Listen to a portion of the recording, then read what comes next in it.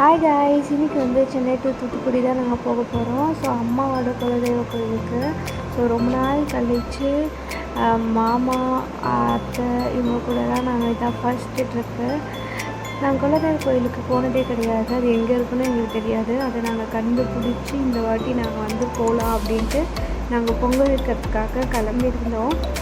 So train ஏறிட்டதுக்கப்புறம் ஃபுல்லாக வந்து பாப்பா கூட நான் விளையாடிட்டு இருந்தேன். ஸோ எல்லோரும் வந்து அவங்கவுங்க உட்காந்து ப்ளேஸில் உட்காந்துட்டு இருந்தாங்க. அதுக்கப்புறம் அம்மா பாப்பா கூட விளையாடிட்டு இருந்தாங்க. எல்லோரும் பேசிட்டு வந்துட்டு இருந்தோம்.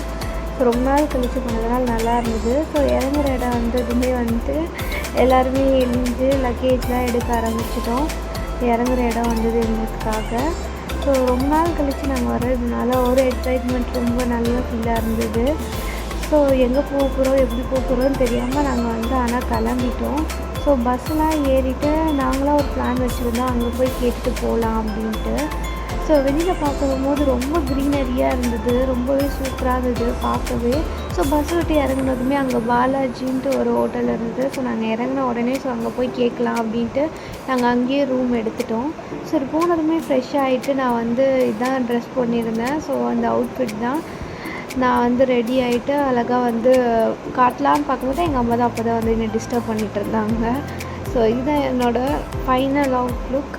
ஸோ அப்புறமா காலையில் வந்து டிஃபன், நம்மளுக்கு சோறு ரொம்ப முக்கியம் இல்லை. ஸோ டிஃபன் சாப்பிட்லாம் அப்படின்றதுக்கோசம் எல்லாருமே போய் உட்காந்தாச்சு. எல்லோரும் உட்காந்துட்டு சரி சாப்பிட்லான்னும் போது நான் வந்து 2 இட்லி சாப்பிட்டேன். அப்புறமா அத்தை எல்லாருமே அவங்கவுங்க சாப்பிட்டாச்சு. சாப்பிட்டதுக்கப்புறம் நாங்கள் வந்து ஆட்டோ ஏறி தான் போனோம். கேட்டு தான் போனோம். ஸோ ஃபைனலி எப்படியும் கேட்டு நாங்கள் இங்கே வந்துட்டோம். அப்புறமா எங்களுக்கு டவுட்டு இதுதான் குலதெய்வ கோயிலான்ட்டு. அதுக்கப்புறம் வந்து ஆமாம் இதுதான் அப்படின்ற மாதிரி இருந்தது. ஸோ ரொம்ப நாள் கழித்து வந்துருந்து இந்த ஃபீலே நல்லா இருந்தது. எங்கள் அம்மாவுக்குமே இதுதான் ஃபஸ்ட் டைம். ரொம்ப நாள் கழித்து நல்லா இருந்தது அந்த வைபே. அங்கே இருக்கிற தாத்தாலாம் கேட்கும்போது எங்கள் தாத்தாலாம் தெரியும்னு சொல்லியிருந்தாங்க, அவங்களோட ஃப்ரெண்டுலாம் சொல்லியிருந்தாங்க போது நல்லா இருந்தது அதெல்லாம் கேட்கவே.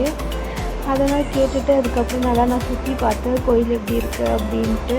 ஸோ அப்புறமா நாங்கள் பொங்கல் வைக்க தானே போனோம். ஸோ அதுக்கு ரெடி பண்ணுறதுக்காக அத்தை வந்து மஞ்சள் தேய்ச்சிட்டு இருந்தாங்க. நான் எதுவுமே பண்ணலை, அவங்க தான் எல்லாம் பண்ணிகிட்டு இருந்தாங்க. அதுக்கப்புறம் மஞ்சள், குங்குமம், அதுக்கப்புறம் வந்து விறகு அடுப்பில் தான் வைக்கணுன்றதுக்கோசம் விறகு எல்லாமே நாங்கள் வந்து வாங்கிட்டு இருந்து எல்லாத்தையும் வச்சுருந்தோம். அதுக்கப்புறம் வந்து ஐஸ் வந்துருந்தது. அப்புறமா வந்து நாங்கள் வந்து அந்த இது சேமியா ஐஸ் வந்து சாப்பிட்டோம். சாப்பிட்டதுக்கப்புறம் வந்து சாமி கும்பிட்லான்னு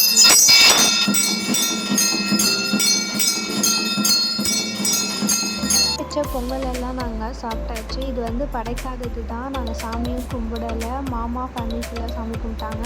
ஸோ இதெல்லாம் சாப்பிட்டுட்டு நாங்கள் வந்து கிளம்ப ஆரம்பிச்சிட்டோம். செம்ம வெயில், செம்மையாக பசி வேறு.